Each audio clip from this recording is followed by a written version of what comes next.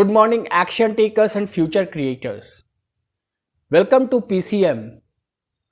This is your friend Neeraj signing in from Jharkhand, Ranchi. In the previous video, I have told you we have embarked on the journey of personal growth, and in the present video, I am presenting before you the concepts which is very important part to the journey you are going to begin. You have to keep this in mind each and every time that we are on the journey, and from today we are embarking the journey. We are stepping first stone to our journey, and before beginning to it, I want to share something that previously I had adopted a prayer.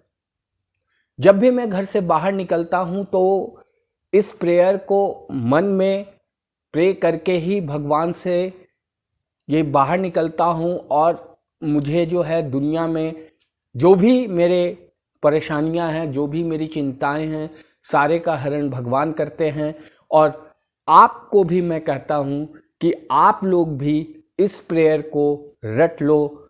ये English में prayer है, ये 4000-5000 साल पहले आपने कहीं सुना भी होगा इस प्रेयर को।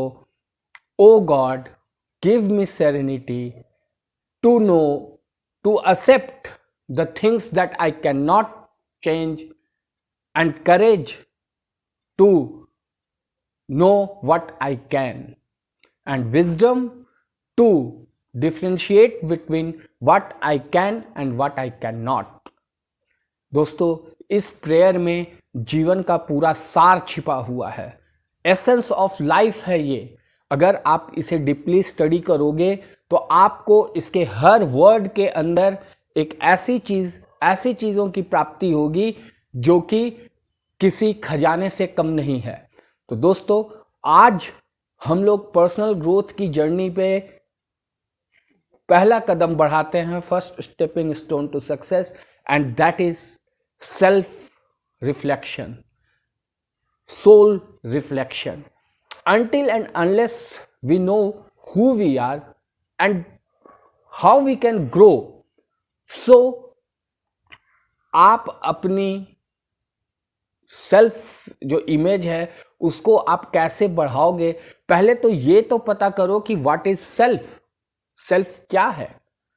तो एक बहुत सुंदर कोटेशन है, आप उसे भी ध्यान दो, वैसे स्क्रीन पर आएगा। The spirit within needs to be nurtured, no amount of worldly glory, power, money can radiate it. So the spirit within, what does this word the spirit within means? The spirit within means spirituality ने हमें सिखाया है कि हम आत्मा हैं, और आत्मा के खुराक के लिए, उसको नर्चर करने के लिए किन किन चीज़ों की आवश्यकता होती है, जो कि आपको जो है एक सक्सेसफुल लाइफ की तरफ ढकेले, आपको मजबूर कर दे। आप ऐसा गोल बनाए जो आपको मजबूर कर दे उस गोल के निकट पहुंचने के लिए। तो the spirit with in means जो हमारी आत्मा है, हम अपने शरीर को नर्चर करते हैं अच्छे अच्छे खाना खा के, पौष्टिक खाना खा के, लेकिन हम अपनी आत्मा को कैसे नर्चर करें? अगर आप पेरेंट्स हैं तो आप अपने बच्चों के, जो कि खुद एक आत्मा है, उसको नर्चर करने की कोशिश करें।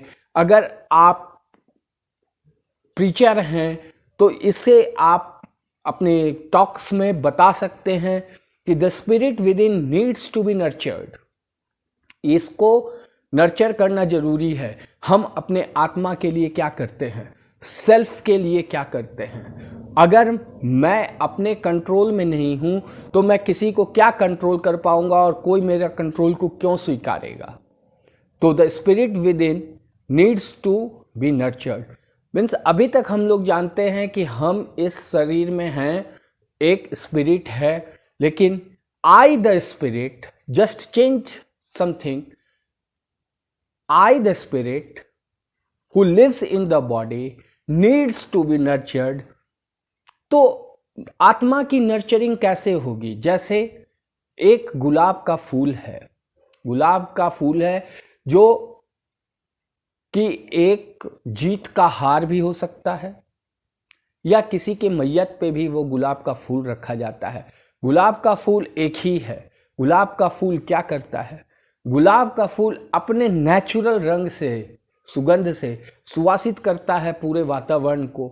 ये फूल के हाथ में नहीं है कि या तो वो मंदिर में रखा जाए या किसी के शव में रखा जाए, जीत की हार पहना जाए या गम का हार को एक्सेप्ट किया जाए।